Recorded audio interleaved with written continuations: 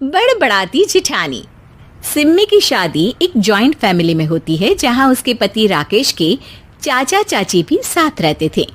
उनकी बहू मेघा सिम्मी की जिठानी लगती थी।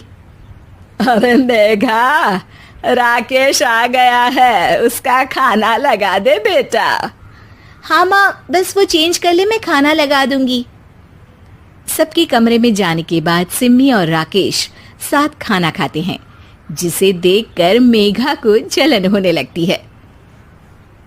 अरे सिम्मी, हमारे घर में पति के साथ खाना खाने का रिवाज नहीं है, तुम्हें राकेश ने बताया नहीं क्या?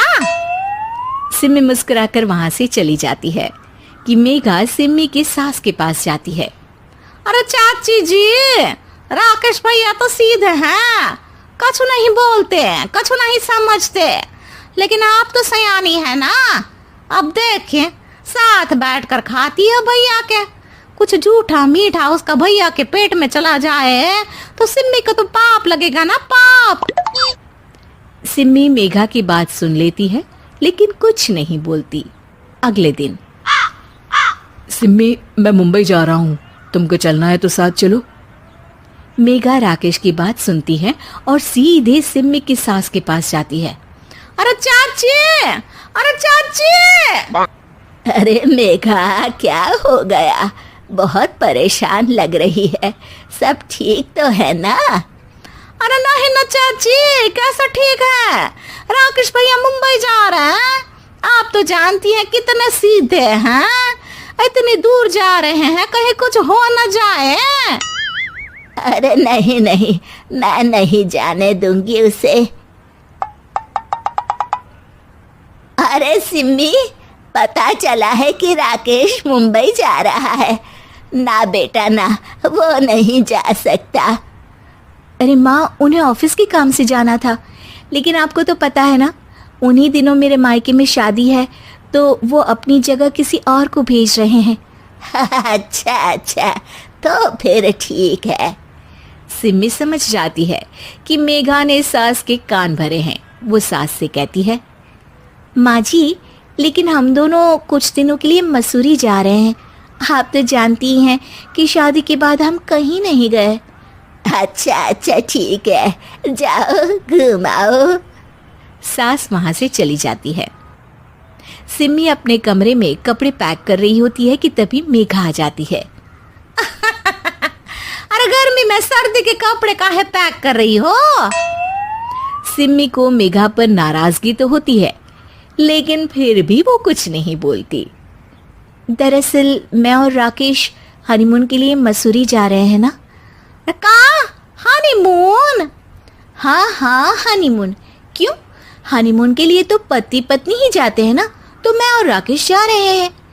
मेघा भागकर सिम्मी की सास के पास जाती है। अरे चाची, सच में तुम लोगों जितना सीधा परिवार तो मैंने देखा ही नहीं है। अरे अकेले भेजोगे दोनों को? मैं और सुरेश तो कभी अकेले नहीं गए। हाँ भाई, हम तो परिवार में ही अच्छे, बड़ों के बीच, ऊपर से खर्चे है भगवान। अरे चाची, पहाड़ी इलाका है, कुछ हो गया तो? सास सीधी सिम्मी को बुलाती है, लेकिन सिम्मी तो वहीं सास के कमरे के बाहर ही खड़ी थी। बस मेघा दीदी, आपसे यही उम्मीद थी। अरे बड़ी हूँ, घर के कायदे कानून तो मैं ही बताऊंगी ना। अरे तो अपने घर में रखिए ना सारे कायदे कानून। आपकी सास खुद खाना बनाती है, क्योंकि आप यहाँ आकर मेरी सास के कान भरती हैं। आपका पति हमेशा खुद खाना लेकर खाते हैं, क्योंकि आप मेरे घर में ये देखने के लिए बैठी रहती हैं कि मैंने और राकेश ने साथ खाना खाया तो खाया कैसे। मेघा दीदी, आप अपने घर और घर वालों का ख्याल रखिए। मेरे घर में ज्यादा घुसने की जरूरत नहीं है, और हाँ, मैं अपने सास और पति को संभाल लूंगी। मेघा चिल्लाती हुई वहां से चली जाती है, जिसकी आवाज सुनकर राकेश वहां आ जाता है।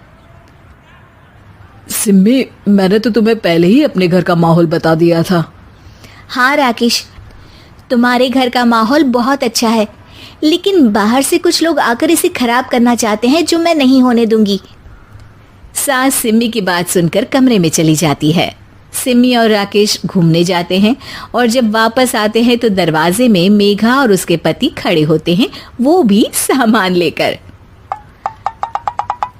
अब छोटे मर्यादा तोड़कर घूम रहे हैं तो हम काहे नहीं। अरे भाभी, तो आपको किसने मना किया है? वैसे भी 4 दिन की जिंदगी है, दूसरों के घर में ताक झाक करके बिताने से अच्छा हो मौज करके ही बिताओ।